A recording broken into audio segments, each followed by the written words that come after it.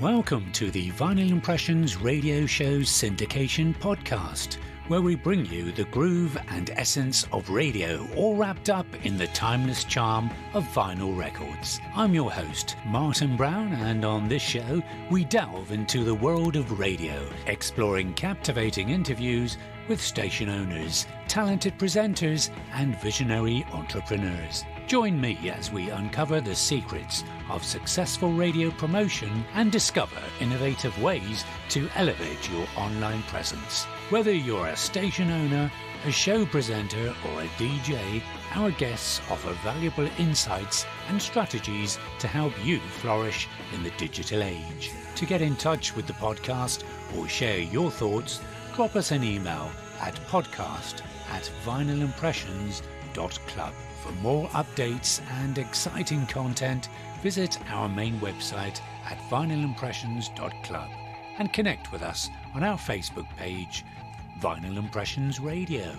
Today we're chatting with someone who I guess you could call a disruptor, as together with his business partner, he's become one of the major players in the field of lead and listener generation and funnel pages. In fact, you may have heard of Andy's company already because it's rather well respected in its field. It's called Convertri, and it's well worth checking out if you plan on having your own online radio station, or you present a radio show to promote, or any business really. In fact, I launched my very own Vinyl Impressions radio show syndication site on his landing page creator for my website. And he founded Convertri because he thought landing page platforms could do better things. He invented the pixel perfect layout for a start. I think this is going to be a fascinating conversation. Andy Fletcher, welcome. Hey, thank you so much for having me today. It's great to have you here. I think we should start in the time-honoured tradition, though, of going back a little while and finding out more about you and what got you involved in the online world. Yeah, sure. So my background is all technology. I have a computer science degree for my sins, and after university I worked in a couple of tech jobs, and at one of them I worked at this absolutely terrible startup where we did all manner of things that never worked. We burned through a lot of venture capital while I worked there. I'd like to add that wasn't my fault. And one of the things we did was celebrity websites. My stupidest claim to fame is that I worked on the official website for Ant and Dec. Nice gig. Which also dates me rather a lot too. So while I was there, I was like, some of the other people were aware that there was going to be like somebody was needed for SEO, and a mate of mine there bought an SEO book because he knew I would read anything put on my desk. He bought it at lunchtime. He left it on my desk, knowing that I would pick it up when the senior managers were coming around looking for somebody to be the can I swear on your show? Oh, of course, go right ahead. It was politely referred to as the SEO bitch. And they were coming around looking to see who to make the SEO bitch. And sure enough, I was sat there reading this book on SEO. And the guy was like, Andy, you know all about this. Fantastic. You get this new job. And I was like, wait, what? So that was the big setup. That's how I got started with online digital marketing, got into the idea of it. And at that point, learned some SEO skills, learned how to rank websites, learned about on-page, all the typical stuff for getting stuff ranked in Google. And then when that startup went belly up and they decided that paying us was optional, I went into business for myself, doing SEO for clients and then making SEO products. Great. So in terms of online, it's been one of those things, I guess. It's in your blood in many ways, right? Yeah, definitely. I'm definitely a child of the internet. I grew up with it. I had my first computer when I was about 15, I think, and an internet connection at 16. Which I still am. I was then just the biggest nerd in the world. I can still remember my parents going away when I was 16 years old for the weekend, and I was super excited. Where all my contemporaries were super excited to get rid of their parents and have parties, I was super excited because it gave me unfettered access to the computer for 48 hours so I could learn HTML. And then fast forward, you started Convertri, which was really established itself as one of the major players in, how would you describe it? I used it initially for landing pages, funnel building. Yeah, definitely both, I would say. We have a lot of people that use us like specifically for landing pages and then plug in other best-in-class tools. And then there's a lot of people who use us as like a full stack funnel builder. So for anybody who's maybe not come across Convertri before, maybe you could just give us a bit of background as to, first of all, how it came about, but secondly, how it's evolved since it started. I know it's got radio presenters on it. Certainly. Convertri is actually the punchline to a joke, a really bad joke from an internet marketing conference in like summer 2015, something like that. I was on a panel of digital marketers, like more tech focused digital marketers, answering questions about like how software gets built and things like that. And my mate Jay, who was sat at the back, and sorry, before I tell this story, I would like to point out that alcohol was involved in this event, because of course it was. All the best stories, aren't they? And it will make me sound like slightly less of a jerk when I tell you the punchline. So anyway, my mate Jay sticks his hand up and he's like, Andy, you're a developer. Why is 2015, why when I get my developer I say, I want to move my logo to the other side of the page, or I want to move the sign up button a bit to the right. Why does it take him so long? Why is it so expensive, et cetera, et cetera? And at the time, my answer was, Jay, speaking as the kind of developer that has to do it for the kind of people like you, off. And I got a laugh from the crowd and it was funny. But that thought really nagged at me. Why at the time was it so hard to get pages live? There was all kinds of page builders that kind of promised the earth. But if you wanted to do anything that was slightly off-piste, certainly if you wanted to take advantage of like breakthroughs in like page speed technology or anything like that, you just couldn't. It was really hard. You had to custom code stuff. You had to hire developers. And that was pretty wild given the number of page builders that were already on the market. So that's when we started putting together the first version.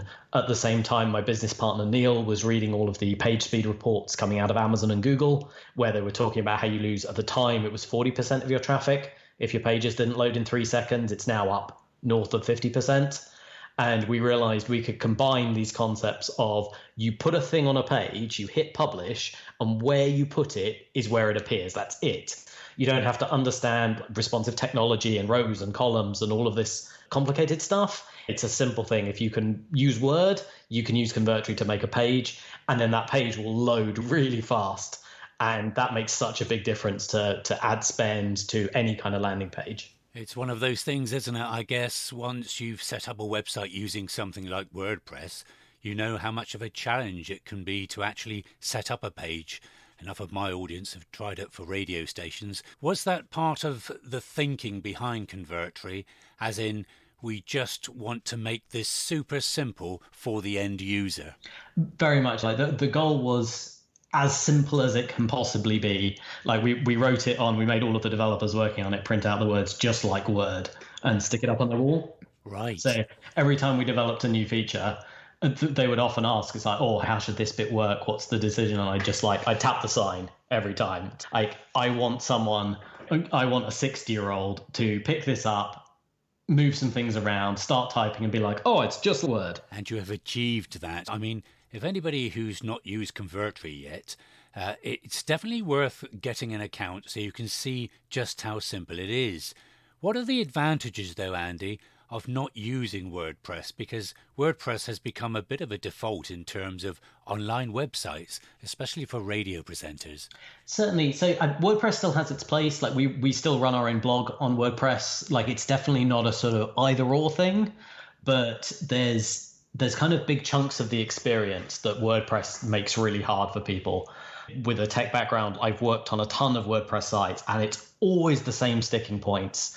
Things like the security's been compromised, like some update, they forgot to run it, they haven't logged in a little while, they come back and the site's been compromised. Things like WordPress itself is simple-ish and it just works. And then anytime you want to do something, it's, oh, you need a plugin for that. And then this plugin isn't compatible with that plugin, and this plugin doesn't work with that theme you've got, and this theme has this other file that you have to connect to that plug. And it becomes this sort of mess of tech when a marketer just doesn't care. It's not what they're interested in, and nor should it be. They want to focus on, how do I write a compelling message? How do I build a simple page that will generate me leads and make me sales? And what we've set out to do with Convertri is just push all of that into the background. Let us worry about all of that technical stuff so marketers can focus on marketing. Got you. And I guess in recent years, a lot of people now, when they're visiting a site, they're doing more so on their mobile device than on a desktop device than ever. How has that affected Convertri, and how you developed Convertri itself? Yeah, that's a really good question. Convertri gives you a mobile specific mode, which to our knowledge, hardly any other builder out there does. Whereas most give you, it's a responsive design. So you design the desktop page and then it will produce the mobile mode based on that. But whatever it produces, that's it. You can't really influence it that much. Uh-huh. With Convertri, we'll still produce an automatic mobile mode for you, but then you have complete control. You can move things around, custom fit it, change all the scaling, change any part of it you want to really craft that mobile experience. And that makes such a huge difference to conversion rates. Even simple things like being able to hide certain things on mobile, maybe shrink the headline font down, or just swap the ordering around by simply dragging things up and down the page. It makes a really big difference to that mobile conversion experience. And that's super important these days because more and more people are using their mobile device for more things than ever. So I guess it makes sense that when you have, would you call it a mobile first approach? I wouldn't say, I'm a bit reticent on the whole sort of mobile first thing. Okay. I still encourage people to think about the desktop experience and then scale it down to mobile. The trying to design mobile first and then add things into the desktop, I find causes people to leave out key elements they really wish they had on a mobile device. Makes sense. So we encourage people is build the desktop version, like generate the automatic mode, and then think about what stuff you're taking out, rather than building one thing and then adding things in and being like, oh yeah, my testimonials should really be on the mobile site as well. Makes sense. When you have a site with Convertri, because it's not just about landing pages or the funnel that you build, it's also about the checkout process. People can buy merchandise from radio stations, etc.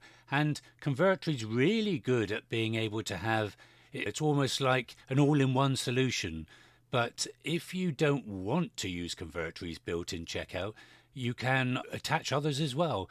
Can you just talk a little bit about what you are finding now out in the real world and how people are paying online? Because before it was so difficult to get out your credit card and enter all your details. But now with things like Apple Pay or Google Pay, mobile wallets, has that made it easier, or are we still in the infancy of that? We're definitely still in the infancy of that. Our industry has a bit of a fetish with the latest, greatest technology. And while there's Apple Pay's big, like all of these wallets are big business now, but compared to the number of people that don't have it, don't understand it, don't want to understand it, they have a credit card. They know how to type digits into a box. And I think a lot of people are very focused on these, how can I make it easier for the user by having these no typing your stuff in Apple Pay style stuff. Yeah. But what they're doing there is optimizing for the subset of people who are right at the cutting edge, and they're going to make it work whatever your UI looks like. Whereas your average user doesn't understand that stuff, doesn't want to understand that stuff. They understand they've got a card, they type the numbers into a box, and then they've bought your thing. And we find optimizing for that side of it generally produces a better result than going, have you got an Apple Wallet? How about one of these Google things? What about Amazon Pay? Have you got in?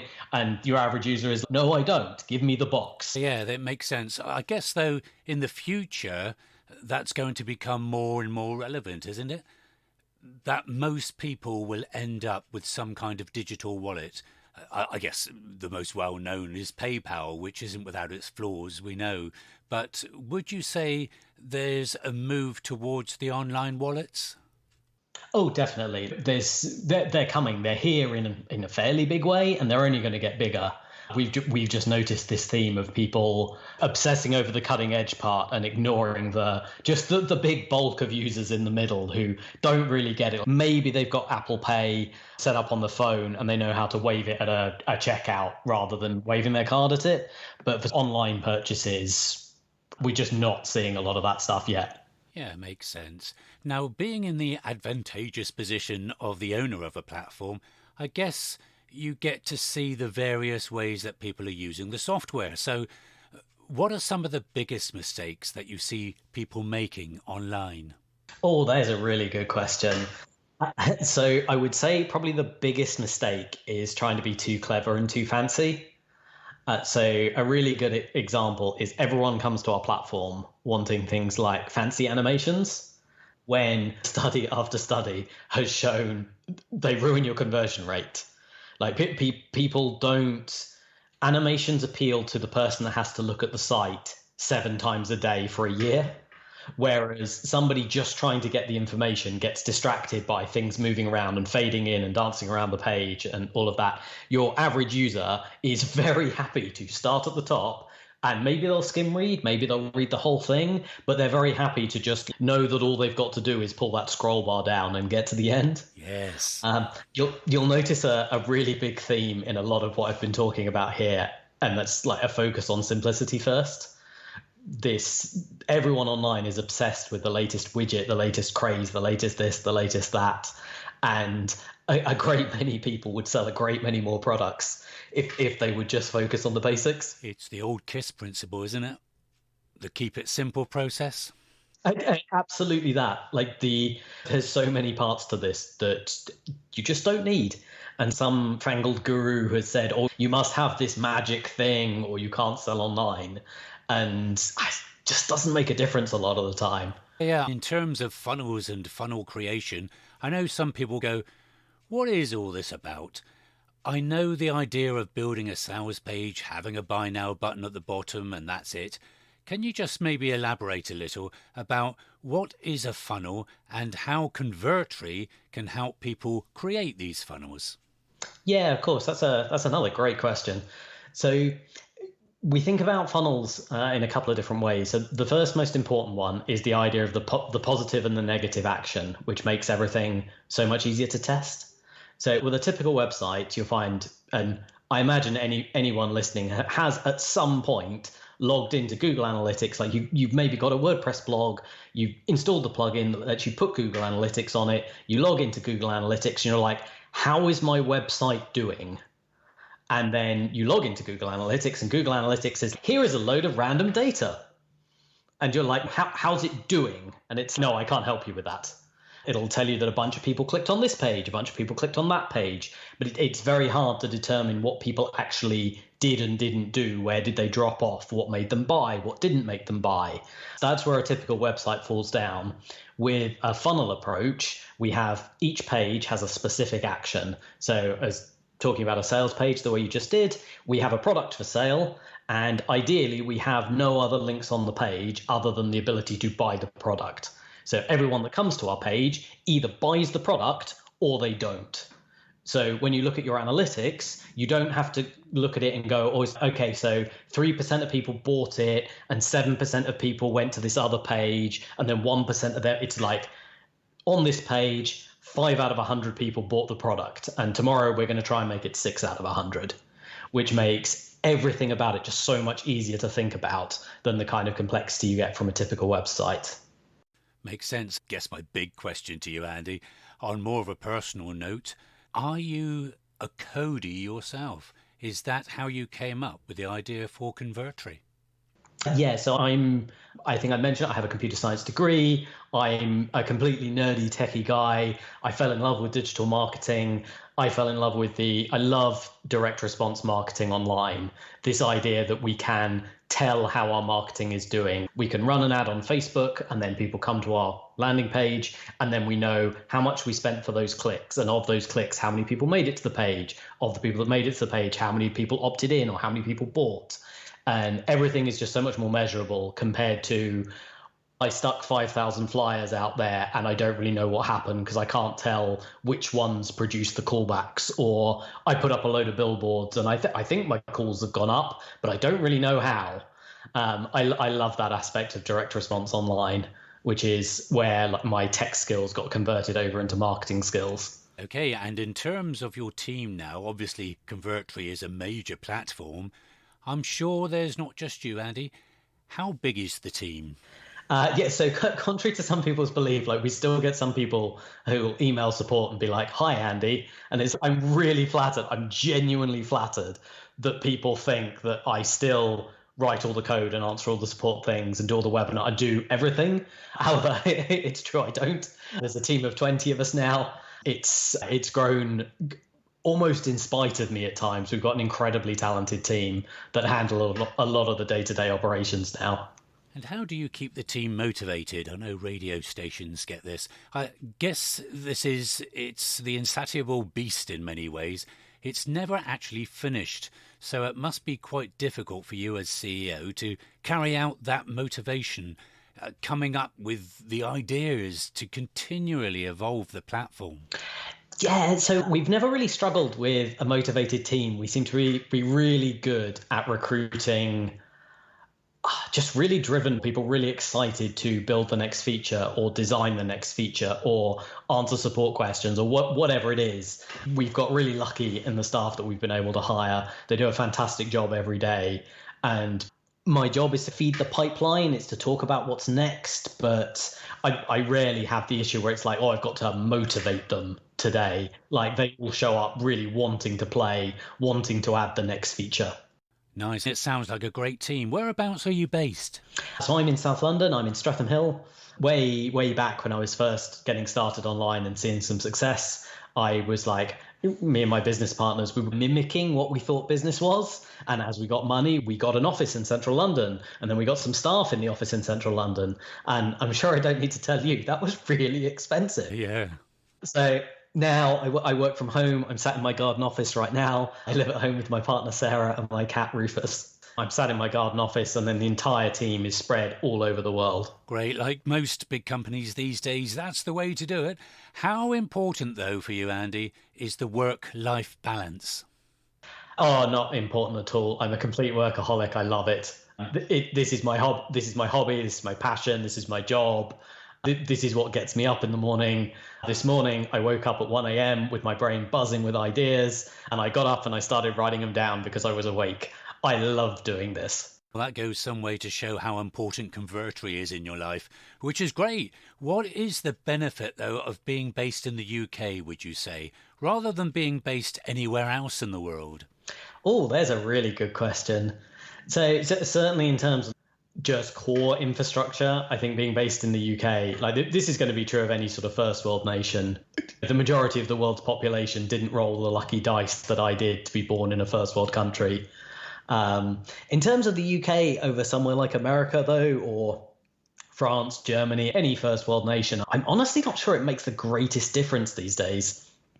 Like we've all got really similar access to this global marketplace of talent and tools. And I often think I live in London because I live in London. I like it here, but I could do this job from a beach in Thailand or Frankfurt or New York or anywhere. I don't think it would make the greatest difference. Yeah, just don't tell Sarah that. Give her some good ideas.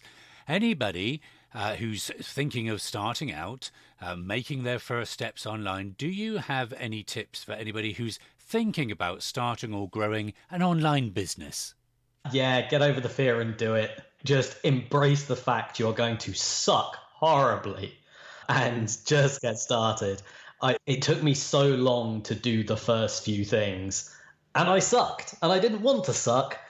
That was awful. I hated it, so I put off so many things. And when I finally got over my own ego and accepted that it was just better to do a bunch of imperfect stuff and learn some lessons, that's when things really started working for me. Nice. But that gap between wanting to do the thing and doing the thing, because everyone's afraid, right? You don't want to have that feeling of just how badly you suck at it. But that's going to be true for the rest of forever. You may as well embrace whatever the next thing is. I still suck at so many things in my job to this day, but my brain wiring is different now, and it's just cool, let's get up, let's learn how to do it, let's figure it out, let's try a thing. And I wish I'd got to that a bit quicker. I normally ask in these interviews, are there any tools or resources that you can recommend? So what do you think, Andy? I don't know. I've heard there's this really terrible funnel builder that everyone should have. No, obviously, I think people should come and check out Convertri. We've got a 14-day free trial. It's completely risk-free. Come and give it a go. I think it'll be really useful. I feel like I should mention some other things, though. I'm currently obsessed with Alex Hormozzi's $100 million offers book, like most of the internet is. And his new book, $100 Million Leads, which is coming out next month, I imagine will be just as good as the first one. The dude is amazing. So for anyone listening that has somehow not heard of Alex Hormozy, you should definitely check out his YouTube and his podcast. Great. I have learned unbelievably much from that guy. That's amazing. That's a great resource as well to share. How do we find the 14-day free trial that you mentioned? www.convertri.com, and then just click the sign up button and it's readily available there. It'll give you a choice between whether you want to pay monthly or annual, but either way, you get to try it for 14 days before we bill your card. Great. And what's next for you, Andy? Is there something else you're working on? Yeah, so what's next is probably our Editor 2.0 project. While Convertri's editor it's been cutting edge the whole time, it's the core focus of our product, we see really big opportunities to take it to the next level still. So we're starting work on it at the moment. We're hopeful to have something out later this year. Certainly a bunch of like beta tests and proof of concepts for how we take a lot of the core technology we already have and really level it up and push what's possible. Excellent. All the best with that, Andy. Thank you so much for your time today. It's been an absolute education, so thank you so much for spending your time with me and my fellow radio station owners, presenters. We really appreciate it. No, thank you very much for having me. It's been amazing to be here. Thank you for listening. For more details of any of our podcasts, please visit vinylimpressions.club.